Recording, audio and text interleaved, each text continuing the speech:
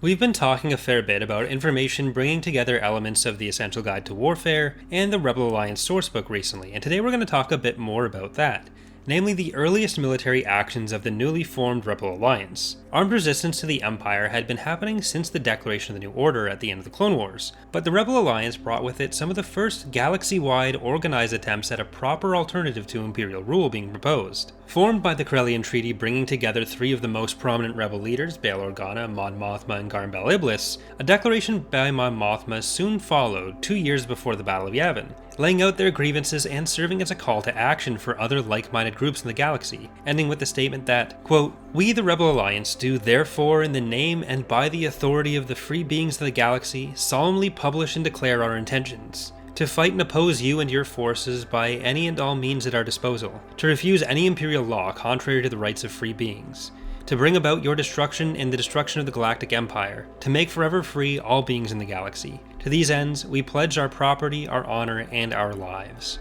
End quote. Unfortunately, while this was an inspiring message, for many it may have been a bit too inspiring. The rebels lacked any coherent military strategy and training at the start of the war, and while concerted action was the goal, the rebels tended to not be able to do so on the scale they attempted. Some planets or even sectors fully started declaring their loyalties for the rebellion against the Empire. These worlds, known as the Secession Worlds, proved no match for the Imperial Navy, and in such a conventional fight they were very quickly crushed. Only a few planets or sectors that tried to do this came out without their complete destruction, one of the few most prominent examples being Mon Calamari. The rebels' new Sector Force Command, under the instructions of Mon Mothma, also ran into similar problems while they were growing the organization. They actively started to plan for conventional battles between these loyal worlds and Imperial forces and bases, very similar to what had happened with the Secession Worlds.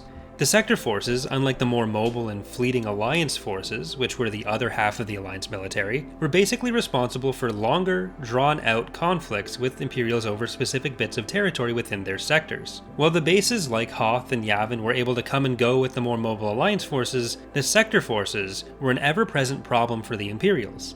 The initial plan for these forces, named Operation Domino, was based on the idea that a single successful revolution would be like knocking over a domino and spread the rebellion to other sectors. This is a reference by Paul Urquhart, one of the authors, to the real-world domino theory of the United States during the Cold War, where it was argued that the more countries where communism took hold, the more to which it would spread, a primary justification for things like the Truman Doctrine with respect to aid to Greece and Turkey, but primarily referenced with respect to Eisenhower in Southeast Asia. In this instance, it was used by the Essential Guide to Warfare as a reference to the Vietnam War, since the rebellion in the original trilogy was somewhat meant as an allegory for the Viet Cong against the United States as the Empire. Oh wait, sorry, I forgot Star Wars was never political. Anyways, Operation Domino was largely a military disaster for the rebellion. The Sector forces were simply not up to the task of defeating the Empire. They lacked the proper equipment, training, and organization. Entire armies were lost as a result, but rather than being the end of the line for the rebellion, this largely meant these fighters had turned into martyrs. Their sacrifices made the Imperial Army aware of